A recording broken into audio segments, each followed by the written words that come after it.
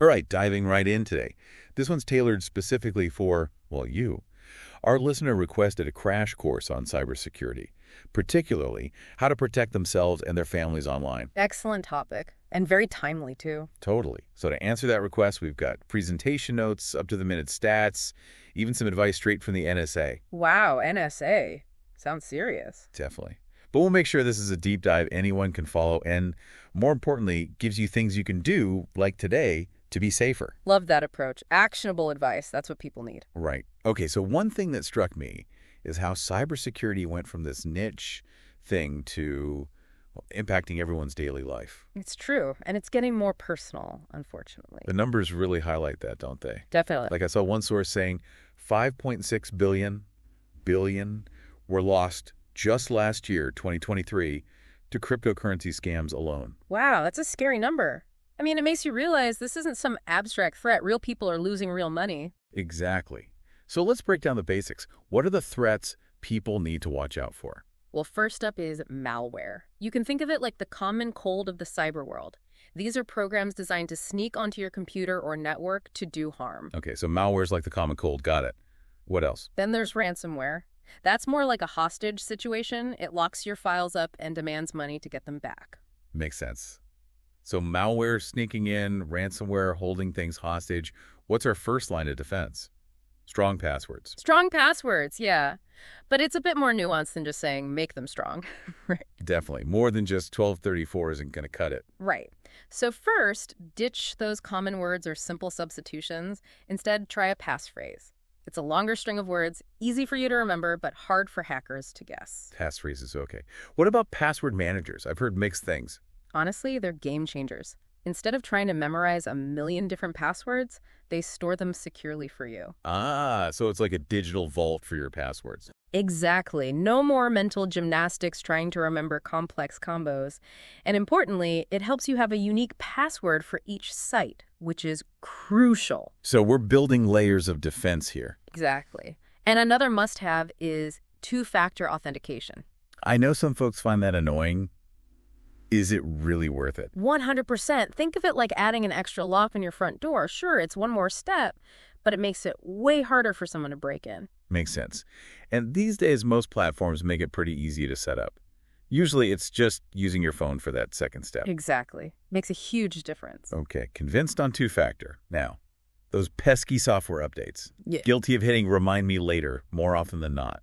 Don't worry, we've all been there. Is that bad to delay? You know, those updates usually have security patches. They fix vulnerabilities that hackers could exploit, putting them off. Yeah. It's like leaving your front door unlocked just because it's a hassle to turn the key. Okay, point taken. So strong passwords, password managers, two-factor, and staying updated. That's a solid base, right? Definitely. But there's another device-specific tip I found that's super interesting. Oh, lay it on me. The NSA actually recommends turning off your smartphone at least once a week. Wait, really? Thought that was just a battery-saving thing. It does help with that, but there's a security angle, too. Turning it off completely disrupts these sneaky attacks called zero-click exploits. Zero-click exploits. That sounds ominous. They are. It's like, imagine someone slips a keylogger onto your phone without you even realizing. They don't need you to click a link or anything. They exploit a weakness to get in. Wow, that's scary. Turning your phone off breaks that connection, stops them in their tracks. It's such a simple but effective tactic. I like it. I'm adding that to my routine. Okay, so we've talked about individual devices. Yeah. But our sources also stressed that people often overlook their home networks. Absolutely. They focus on securing the phone, the laptop, but forget that the home network is the gateway to all those devices. Right, if the network's compromised, everything connected to it is at risk. I read about this one case. It was crazy. 600,000 routers from a single internet provider, all infected by malware in just 72 hours. 72 hours. See, that shows you even seemingly secure systems can be vulnerable. So securing our devices is just step one. We got to think about the network, too. Where do we even begin? Think of it like building defenses for your castle, right? You need multiple layers. I like that analogy. Okay, so what's our first line of defense for our digital castle? Your firewall. It acts as a gatekeeper, controlling what traffic comes in and goes out of your network. So it's like having a guard at the entrance, checking everyone's ID. Precisely. And then you have encryption, which scrambles your data, making it unreadable without the right key. It's like a secret code. A secret code, okay. to firewalls and encryption. Two must-haves for a secure home network. But with all these smart devices, it seems like the attack surface is constantly growing. We've got the smart TV, the smart speakers, even the fridge is online these days. You're right, that's the Internet of Things, right? And yeah, they can all be potential weak points if they're not secured properly. Lots to think about. So firewalls, encryption, secure our IoT devices. Got it. But it's not just about the tech, right? Our own behavior online plays a huge role too. Absolutely. You can have the best defenses in the world, but if you click on a malicious link or fall for a phishing scam, game over. Right, like having Fort Knox security but leaving the door wide open. Exactly. One source highlighted this case where hackers stole banking credentials from iOS and Android users just through seemingly harmless apps. They disguised them as PWAs, those websites that look and act like normal apps. Sneaky. So even if something looks legit, it might not be. What are some red flags to watch for? Always scrutinize the URL, especially if you're clicking a link from an email or text. If it looks even slightly off, misspelled, anything, that's a warning sign. Okay, be wary of weird URLs. Anything else? Always look for that little padlock icon in your browser's address bar. That means it's a secure connection, which is super important when you're entering sensitive info like credit card details. So when online shopping or banking, always padlock icon, secure website. Got it. Right. And one more thing about online shopping, banking, and really anything else online. Be very aware of social media scams. Yeah, one source talked about how those are going to be huge in 2024. Social media is like a breeding ground for scams, unfortunately. You've got phishing disguised as messages from friends, fake contests, all sorts of tricks to steal your info or money. So how do we stay safe on social media? First, be mindful of what you post and who can see it. Take a minute to check your privacy settings. Make sure you're okay with how much you're sharing publicly. Oh, good reminder. And of course, be super careful clicking links or downloading files from anyone you don't know and trust. Makes sense. Okay, so we've done devices, networks, internet habits. Now this next one feels straight out of a movie. Deepfakes. Deepfakes are definitely one of the most worrying trends right now. I read about that case where hackers use a deepfake video of a CEO to try and scam LastPass. Yeah, it's crazy how real they're getting. Artificial intelligence is making it possible to create these incredibly convincing fake videos, audio, even images. Imagine getting a robocall or text, and it's a deepfake of someone you know. Right. And the impacts this could have on things like elections. Deepfakes spreading disinformation. It's a big concern. It is. Okay, before we go too far down the deepfake rabbit hole, there are a couple more important areas to hit. One source really emphasized online safety for kids. Such an important topic. It's not just about setting parental controls. It's about having open and honest conversations with kids about online safety, privacy, and how to be responsible online. So equipping them to be good digital citizens. Exactly. NIST, the National Institute of Standards and Technology, is actually doing some really interesting research on the best ways to have these conversations. They say we need to talk about online safety the same way we talk about real-world safety. Makes sense. And unfortunately, it's not just kids who need protection. Our sources also brought up the rise of elder scams. It's a growing problem. Scammers often target older adults because they might be more trusting or not as familiar with the latest scams. So sad. What are some common tactics they use? It runs the gamut, really. You've got fake tech support calls saying your computer's infected, investment scams promising crazy returns, even romance scams preying on loneliness. That's just awful. What can we do to protect our loved ones from this? Awareness is key. Talk to them about the different scams out there. Encourage them to be skeptical. Any unsolicited call, email, message, if it seems fishy, it probably is. Tell them to check with a family member or friend before doing anything. Great advice. And if someone has already been a victim, there's the National Elder Fraud Hotline, right? Absolutely. They can help victims report the crime, connect with resources, and start to recover. It's a reminder that even though we're talking about cybersecurity, the impact is very real and personal. That's a good point. Okay, so even if we're doing everything right, sometimes things slip through the cracks. What should we do if we do think we've been targeted by some kind of cyber attack? First, you got to recognize the signs. Are you seeing weird pop-ups? Is your device running slower than usual? Are there programs running that you don't recognize? Okay, those are red flags. What do we do next? If you think your device has been compromised, immediately disconnect from the internet. Stop the bleeding, so to speak. Exactly. Then change your passwords. ASAP, especially for any accounts that might have been affected. Email, banking, social media, anything with sensitive info. Disconnect, change passwords. Got it. Then what? Run a full scan with your antivirus software. That'll help find and get rid of any malware that might be lurking. Okay, makes sense. But honestly, if something like that happened, I think I'd panic. It'd be hard to think straight. It's totally understandable. That's why it's so important to have a plan in place before anything happens. So before the panic sets in. Exactly. Know what to do, who to contact. It makes a huge difference. Okay, that's good advice. Now, was there anything else we should do to protect ourselves and help others when it comes to cyber attacks? Reporting is crucial Why is that so important? because it helps law enforcement track trends, identify the bad guys, and ultimately prevent others from becoming victims. So even if we think our case is small, reporting it still helps the bigger picture. Absolutely. It's like adding a piece to the puzzle. The more info they have, the better they can fight cybercrime. So who should we report these incidents to? You can report to the FBI's Internet Crime Complaint Center or IC3. They've got a website and a hotline. Fantastic. We'll definitely link to that in the show notes. Well, wow. This first part of our cybersecurity deep dive has been a lot. We've talked about securing our devices, accounts, our home networks, staying safe online, even touched on those newer threats like deepfakes and the importance of protecting kids and older adults. It's been a whirlwind, but I think we covered a lot of important ground. It all boils down to people, though, right? Cybersecurity is really about protecting ourselves, our loved ones, our communities in this digital age. That's a great way to put it. And remember, this is just the beginning. Stay tuned for part 2, where we'll delve even deeper into staying safe in the digital world. Back again for more cybersecurity. Wow, that first part. It really made me think about all the things I don't know about staying safe online.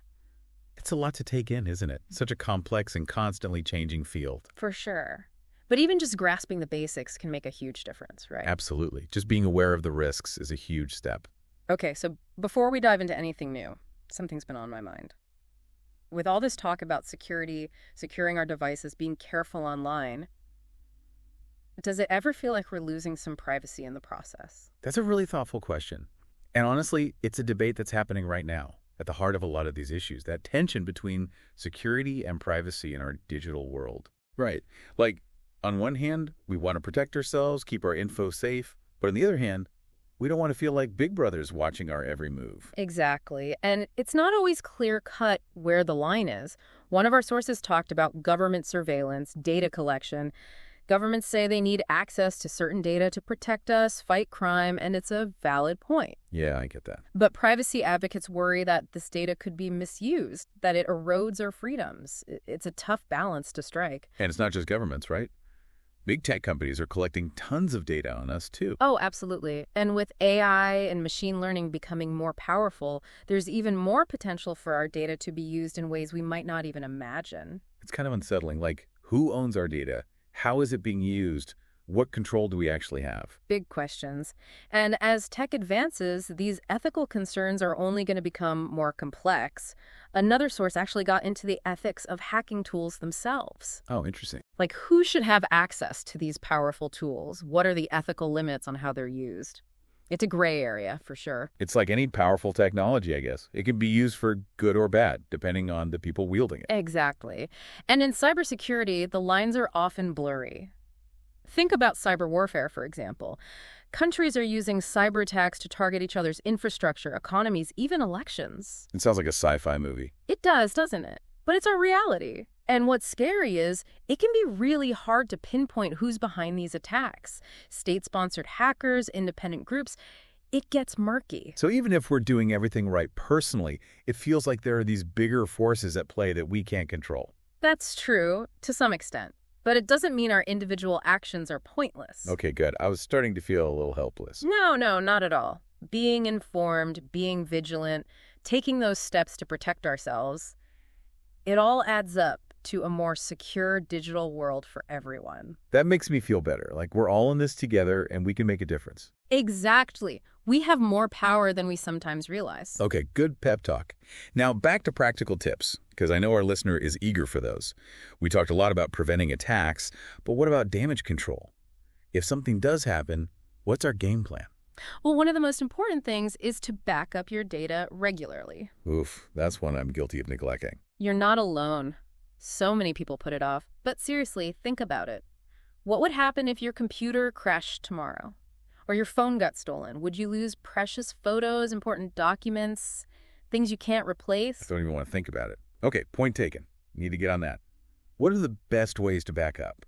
Well, you've got external hard drives, basically a portable vault for your files. And then there's cloud storage, keeping everything safe online. What are the pluses and minuses of each? External drives are great for big backups, but you have to physically store them, and they can get damaged. Cloud storage is super convenient, accessible from anywhere, but it can cost money, and you're trusting a third party with your data. So it's a trade-off, convenience versus security. Kind of. Honestly, the best approach is often a combo of both. Back up your super important stuff to an external drive and the cloud, just in case. I like that, a diversified data portfolio. Okay, so backups are crucial. We also talked about phishing attacks in the last part, but our sources mentioned this broader category of threats called social engineering. What exactly does that mean? Social engineering is all about manipulating people to get what they want, sensitive info, or getting you to do something that compromises your security. So it's less about tech skills and more about psychology. Exactly. Preying on trust, helpfulness, even fear sometimes. Okay, what are some examples of social engineering in action? Well, those phishing emails we talked about, they're a classic example. They impersonate legit companies or people, tricking you into clicking bad links or giving up personal info. I've gotten some really convincing ones. It's easy to see how people fall for it. But social engineering goes beyond email. A scammer might call you, pretending to be from your bank, asking for your account details to verify something. Or you get a text with a link. Looks like a real login page for your email or social media, but it's fake. So it's not just about being careful online, it's about being skeptical anytime someone asks for info, even if they seem legit. Exactly. If something feels off or too good to be true, it probably is. Always double check. Go back to the source you trust. Like, if your bank calls, hang up and call the number on your card to be sure. Good tip. Trust but verify. Right. And the scary part is, these scams are always evolving, so stay informed about the latest tricks. Where's a good place to get that info? The Federal Trade Commission's website is a fantastic resource. They've got tons of info on consumer protection, how to avoid scams, report fraud, all that good stuff. Perfect. We'll link to that in the show notes. So we've talked backups, social engineering, reporting fraud. Any other key takeaways you'd highlight for our listener? I think the biggest thing is to be proactive about your cybersecurity. Don't wait till something bad happens. So what can we do today to improve our security? Take a few minutes to review your privacy settings on social media, online accounts. What are you comfortable sharing publicly? Turn on two-factor authentication everywhere you can, extra layer of security. And keep everything updated, right? Yeah. Software, operating systems, all that. Exactly. Cybersecurity is ongoing. It's about building those good habits, staying informed, and adapting as the threats change. It's like building our digital immune system. Love that. And remember, you don't have to do it alone. There are so many resources out there to help. So true. Well, part 2 down. We covered the tension between security and privacy, ethics of hacking, cyber warfare. Got into some great practical tips, too. It's been a lot, but hopefully really helpful. Definitely. And there's more to come. Stay with us for part 3, where we explore even more advanced topics. Yeah. Encryption, VPNs, and the mysterious dark web. Welcome back for the final part of our cybersecurity deep dive. I gotta say, this whole journey has been really eye-opening. Made me realize just how much I didn't know about staying safe online. Yeah, it's a huge topic, isn't it? Always something new to learn. For sure. But we've learned so much already, from passwords and social engineering to home networks and the ethics of all this tech. But before we wrap up, there were a few more advanced things you mentioned that I'm super curious about. Encryption, VPNs, and the dark web. They all sound kind of mysterious, to be honest. Let's demystify them then. Let's start with encryption. Imagine you're sending a top-secret message to a friend. You want to make sure only they can read it right. So you write it in code, a code only you two know. That's basically what encryption does with digital information. So it scrambles the data so no one else can understand it. Exactly. And strong encryption is really, really hard to crack, which makes it crucial for protecting sensitive stuff. Passwords, financial transactions, private messages, all that. Like when you log into your bank account online, encryption to make sure your details are transmitted securely so no one snooping on the network can steal them. It's like a digital lockbox for your most important data. Perfect analogy. Yeah. Okay, so then there are VPNs. I hear that term thrown around a lot, but still not sure what they actually do or why I'd need one. VPN stands for Virtual Private Network. Imagine you're at a coffee shop using their Wi-Fi. Free Wi-Fi. Gotta love it. Right. But public Wi-Fi is often unsecured. That means anyone else on that network could potentially see what you're doing. Oh, okay. Not so loving that anymore. A VPN creates a secure tunnel between your device and the internet, like a private, encrypted connection within that public Wi-Fi network. So even if someone's trying to snoot, they just see scrambled data they can't decipher. So it's like a shield for your online activity. Exactly. And VPNs aren't just for public Wi-Fi. They can also help you bypass censorship or access content that's blocked in your region. Like I've heard people use them to watch streaming services from other countries. That's one use, but VPNs are also really important for journalists, activists, anyone in a place where internet access is restricted or monitored. It adds a layer of security and anonymity. So VPNs, good for privacy and security. Yeah. But speaking of anonymity, that's where I get a little uneasy. It makes me think about the dark web, all that shady stuff that supposedly happens there. The dark web definitely has a reputation, and it's not a place for the casual internet user. But it's important to remember, it's just a small part of the internet. It's a tool, and like any tool, it can be used for good or bad. Okay, so what is the dark web exactly? How's it different from the regular internet? Think of the internet like an iceberg, right? The part we see and use every day, that's the tip, the surface web. Search engines can index it, it's easy to access, but beneath the surface, there's this huge part that's hidden. That's the deep web.